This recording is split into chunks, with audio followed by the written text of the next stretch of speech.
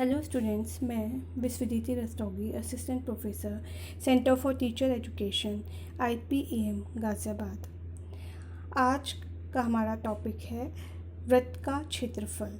और वृत्त के क्षेत्रफल में आज के टॉपिक में हम पढ़ेंगे कि इसके सूत्र का प्रतिपादन हम कैसे कर सकते हैं, सूत्र का डेरिवेशन कैसे कर सकते हैं, कैसे पता लगाएंगे कि वृत्त के क्षेत्रफल का सूत्र क्या होता है। तो देखते हैं। हम एक सर्किल लेंगे इसके लिए। ये एक सर्किल है। इस सर्किल की रेडियस r है, सेंटर O, सर्कमफेरेंस पे एक पॉइंट A है। जैसा कि हम जानते हैं कि सेंटर O को यदि हम सर्कमफेरेंस के पॉइंट A से मिलाएं तो ये जो डिस्टेंस है वो आपकी क्या कहलाती है, रेडियस यानी कि त्रिज्या कहलाती है। अब यदि हम बात करें कि इस सर्किल, इस वृत्त की सर्कमफेरेंस क्या होगी। सर्कमफेरेंस का मतलब क्या है, सर्किल की बाउंड्री, सर्किल की परिधि क्या होगी। तो सर्किल की परिधि जैसा कि हम जानते हैं, बाउंड्री सर्किल की परिधि होती है आपकी 2πr।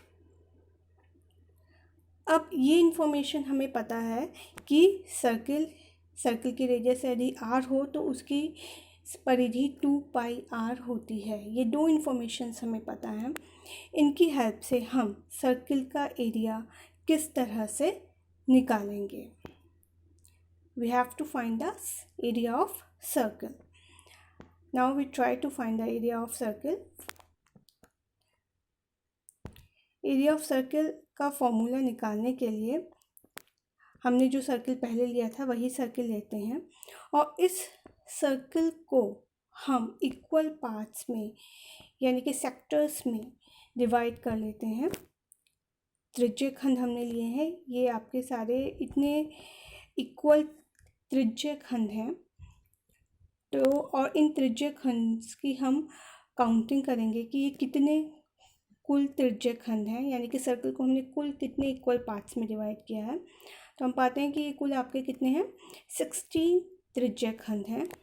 तो यानी कि हमने पूरी सर्किल को 16 त्रिज्य खंडों में डिवाइड कर दिया है। अब यदि आप देखें त्रिज्य खंड 1 से लेकर 8 तक ये सर्किल की बाउंड्री क्या होगी, तो त्रिज्यखंड 1 से लेकर 8 तक आपका हाफ सर्कल बन रहा है। तो इसीलिए इसकी जो बाउंड्री है वो आपकी होगी πr।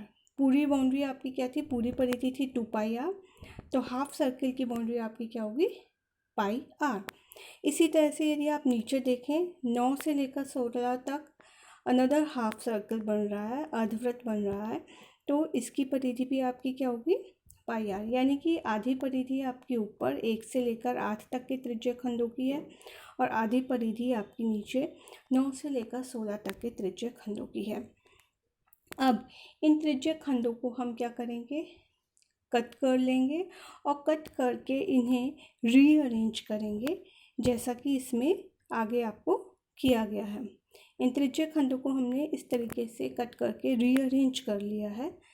और यदि हम इसकी नंबरिंग करें तो हम पाते हैं कि 8 त्रिज्य खंड आपके नीचे की तरफ अरेंज किए गए हैं और 8 त्रिज्य खंड आपके ऊपर की तरफ अरेंज किए गए हैं। 1 से लेकर 8 तक नीचे और 9 से लेकर 16 तक आपके ऊपर अरेंज किए गए हैं।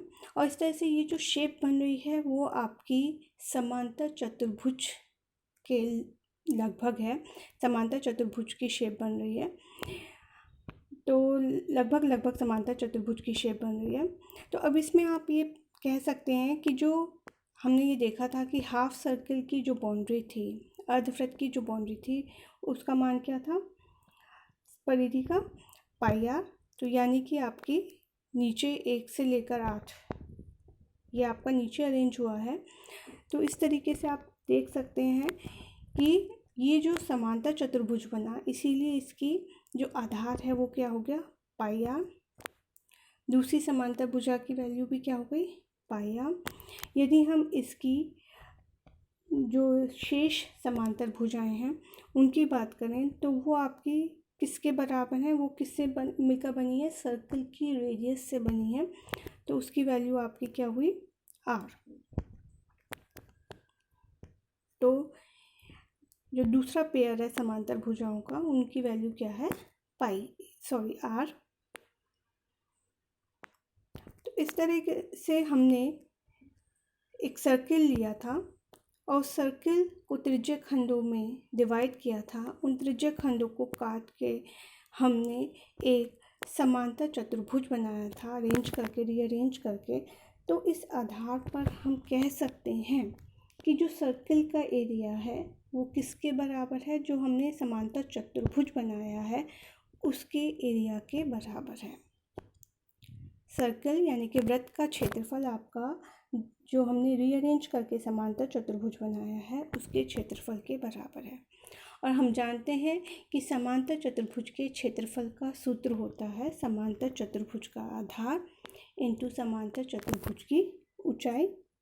और यदि फिगर में आप देखें, जैसे हमने डिस्कस किया कि समांतर चतुर्भुज का आधार क्या है, समांतर चतुर्भुज का आधार जो है सर्किल की आधी परिधि से बना है।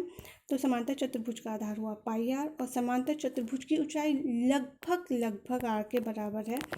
एग्जैक्ट आर नहीं है, पर अप्रॉक्सीमेटली इट इज आर। तो इस तरीके से वृत्त का क्षेत्रफल का सूत्र आपका हुआ पाई आर स्क्वायर। तो इस तरीके से हमने ये डेरिवेशन कर लिया कि वृत्त के क्षेत्रफल का सूत्र पाई आर स्क्वायर होता है।